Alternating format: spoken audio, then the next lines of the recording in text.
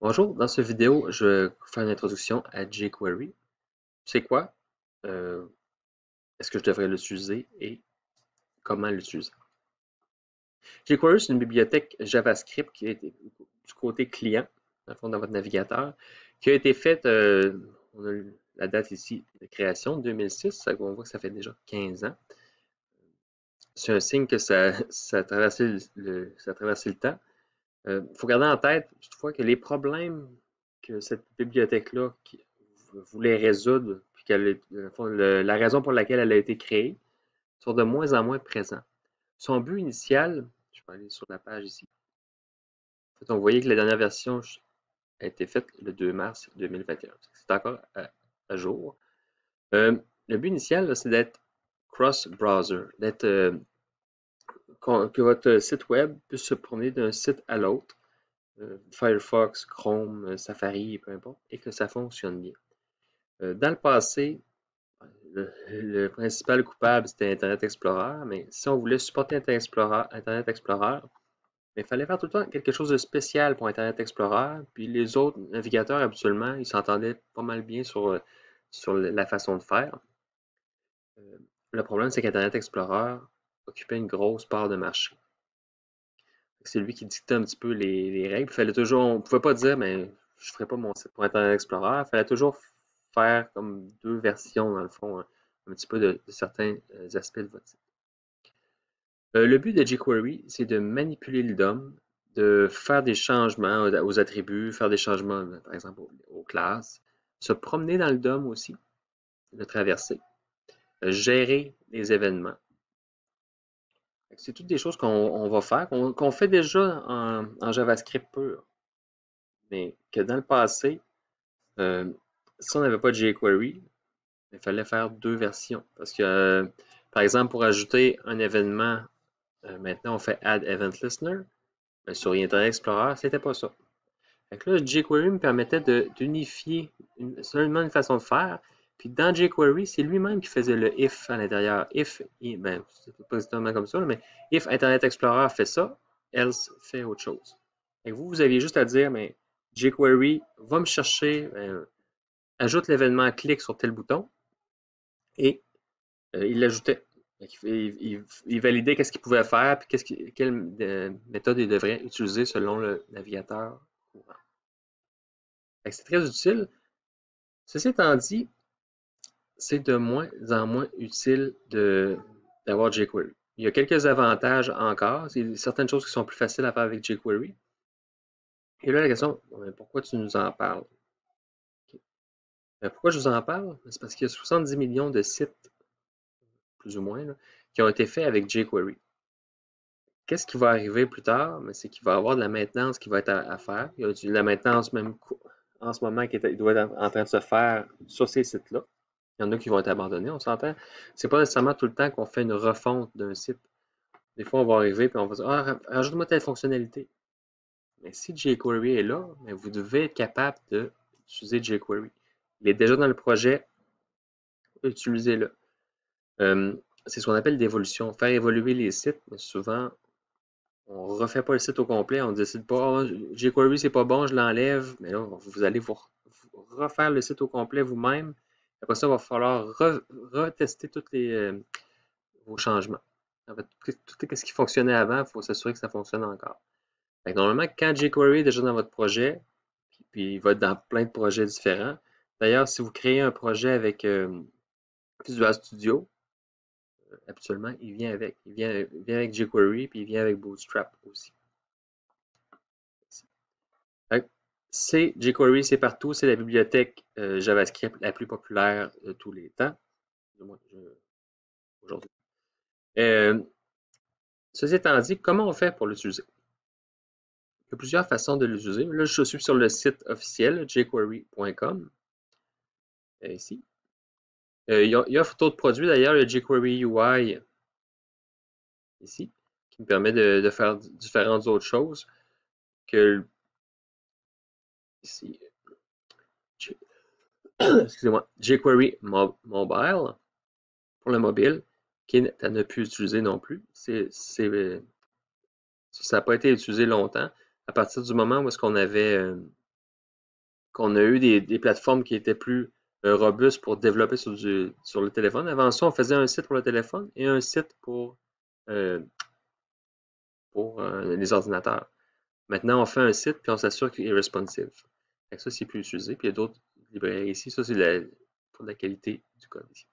Nous, ce qui va nous intéresser, c'est le premier ici, jQuery.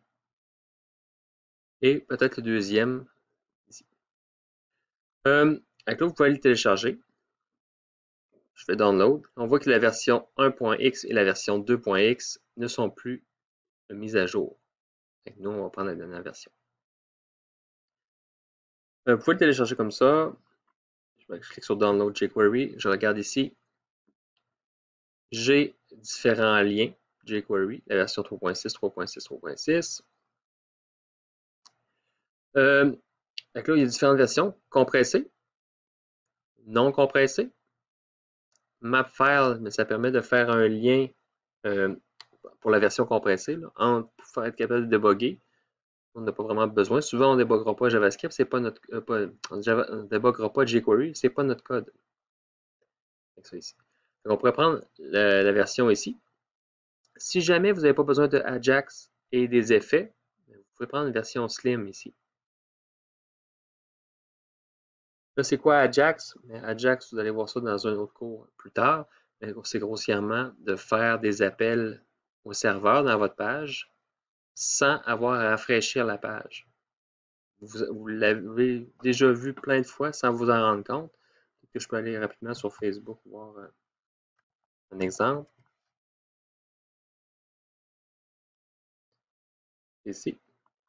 Si je fais des choses, je rajoute un commentaire ici, où je fais j'aime, mais la page ne se rafraîchit pas au complet. Ou si je clique sur afficher plus de commentaires, il va aller chercher les commentaires sur le serveur, il va les afficher ici.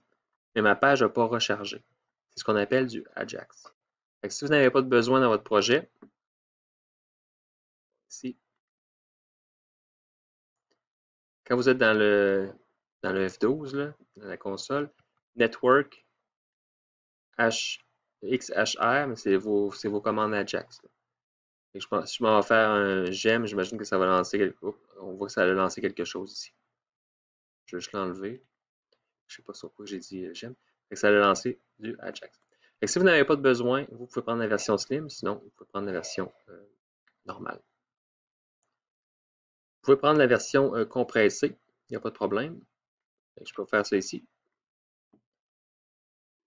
C'est jQuery. C'est pas lisible parce que c'est compressé pour que le système soit capable de le faire fonctionner, mais qu'il prenne le moins de place possible. Avec toutes les variables, c'est des C, c'est des E, c'est vraiment le plus petit nombre de variables possible. Ce que vous pouvez faire, c'est ici, je te le lien sous, l'enregistrer puis le copier dans votre projet. Ça, c'est une des façons de faire. Une autre façon, c'est d'utiliser NPM. Je vais y aller ici, je vais me créer un nouveau projet. Voyons.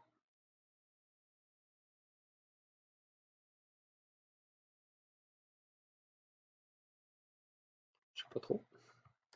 Je vais créer comme ça. Query, on va ici, on va VS Code. Si c'est avec NPM, évidemment, il faut que vous fassiez un NPM init. Je passe Y pour pouvoir répondre aux questions. J'ai mon package.json et je vais faire mon npm install jQuery. On voit que ça a installé la version 3.6. C'est ce que je veux. Dans le package.json, c'est la version 3.6 aussi. Dans notre modules, j'ai un dossier qui s'appelle dist pour distribution. Et mon fichier est là. J'ai le fichier non minifié. Si vous voulez lire le code, si ça vous intéresse. Sinon, ce qu'on va en mettre dans notre projet, ça va être ça ici. Si je veux l'utiliser de cette façon-là, je vais ici, New File, index.html. Je me suis créé du contenu. Je me suis créé une page. Je vais intégrer le script ici.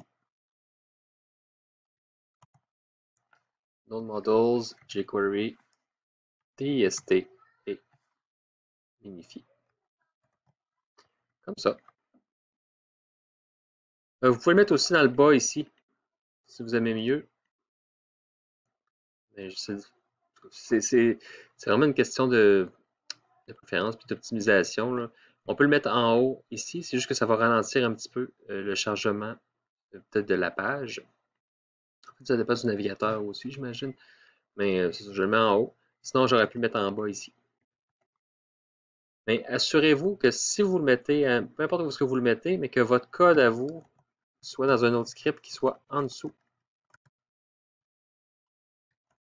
Mon script ici, que je n'ai pas créé pour l'instant. S'il y a besoin des éléments de jQuery, parce que jQuery doit être disponible. Voilà. Ça, c'est fait. Je vais charger la page.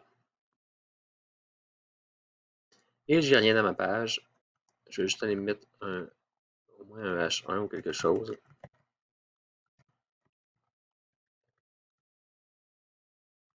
jQuery. Ça ici. Là, comment je fais pour savoir si ça a bien fonctionné? C'est dans la console. Excusez-moi. Je vais là dans la console et je vais utiliser. Si vous avez vu des exemples en ligne sur Stack Overflow de JavaScript, souvent vous allez voir des exemples des fois de jQuery qui est mélangé avec le reste. C'est $ quelque chose. Ici. Ça, c'est l'objet jQuery. En fait, ça appelle jQuery. Le $, c'est vraiment la même chose que ça ici. Là. Je pense, je ne me trompe pas.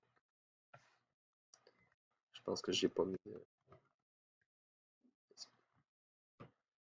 Mais on va utiliser le $. Je dis que c'est la même chose, mais je pense que c'est pas exactement la même chose.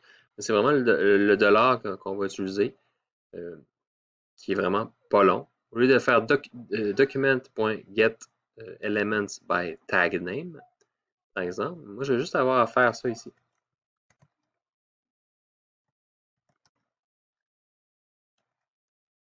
Hop. C'est allé me chercher tous les éléments qui ont le tag name, qui ont la balise H1, puis ça m'a donné le nombre qu'il y en avait dans la page. Je vais y revenir comment l'utiliser. C'est juste pour vous montrer qu'en ce moment, il est dans la page jQuery et ça fonctionne. Maintenant, autre chose, ça se peut que vous ne vouliez pas l'héberger vous-même. Il y a des avantages à l'héberger vous-même, il y a des désavantages. Si vous l'hébergez vous-même, ici, sur mon node models, ainsi de suite, ici, vous allez avoir le désavantage en termes de performance. Il y a deux possibilités. Soit que vous l'hébergez vous-même, ou soit que vous prenez un CDN, Content Delivery Network. Si vous prenez un Content Delivery Network, ça va être plus performant, mais vous perdez un petit peu de contrôle parce que ça va être sur un serveur qui ne vous appartient pas. On va aller voir ici les CDN pour jQuery. Ici. On les voit ici. Je vais aller chercher la version minifiée. Je peux prendre ça ici, copier là. Et là, je le mettrai en bas ici. C'est d'ailleurs, si vous avez fait du Bootstrap, en fait, on a fait du Bootstrap, c'est d'ailleurs ce que vous voyez la ligne en bas du fichier Bootstrap par défaut. Là, on voit que j'ai les deux, mais probablement que je ne veux pas les deux. Il y a moyen de... Parce que le désavantage du CDN, c'est que s'il n'est pas disponible, votre site ne marche pas. Alors, souvent, ce qu'on peut faire, en fait, c'est on peut dire, mais je vais aller chercher le fichier sur le CDN, puis s'il n'est pas disponible sur le CDN, va le chercher ici, sur mon propre serveur. Le client est sur le serveur, donc le serveur fonctionne. On ne veut pas que le problème, dans le fond, d'un CDN vienne briser notre projet. Je vous dirais que c'est vraiment des cas limites.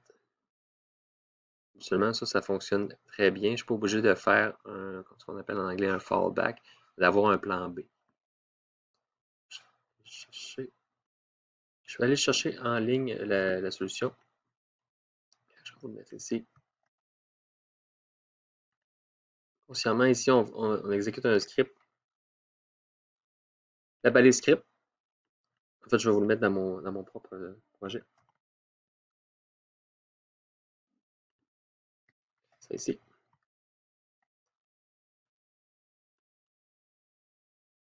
Je pensais qu'il me mettait sur 2 lignes. Ça, ici. Ça, ici.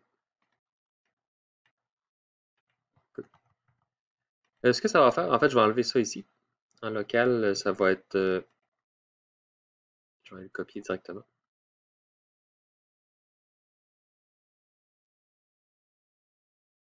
Je vais vous expliquer qu'est-ce que ça fait. Donc, la ligne ici, ben, ça va chercher jQuery sur le CDN. Ça, c'est correct. La ligne ici fait en sorte que ça va aller voir la variable jQuery de l'objet window. C'est dans le fond l'objet de votre navigateur. L'objet global jQuery, est-ce qu'il est là? Si ça retourne faux, on va aller exécuter l'autre partie ici. L'autre partie, c'est de rajouter dans le document ça ici. Ça va aller écrire dans le document directement la même balise que j'avais tout à l'heure en haut ici. Ça, c'est vraiment un cas particulier. Faites pas ça nécessairement dans le travail. C'est juste pour vous dire que si vous voulez, si c'est vraiment important pour vous que même si le CDN plante, ça n'arrivera probablement pas, d'avoir un plan B, mais vous pouvez le faire de cette façon. C'est ici. Fait que nous, le CDN, c'est suffisant pour le cours. On est content. Si vous voulez l'installer en local aussi, c'est correct aussi. Ceci étant dit, dans cette vidéo-là, on a vu dans le fond c'était quoi jQuery grossièrement. C'est une bibliothèque qui permet de manipuler le DOM. Et on a vu aussi que c'est une bibliothèque que ça fait longtemps qu'il est là. Fait que juste faire attention. Pour des projets d'évolution, ça vaut la peine de l'utiliser parce que souvent les projets ils vont déjà la contenir, cette référence-là. Mais pour des nouveaux projets, posez-vous la question, est-ce que ça vaut la peine? Je ne suis pas sûr. Ça va être vraiment à vous si vous aimez ou pas la bibliothèque. On va voir dans les vidéos suivantes. Et on a vu aussi comment l'intégrer à notre projet puis vérifier que tout fonctionnait bien. En faisant juste j'ai un truc qui ne marche pas quelque part.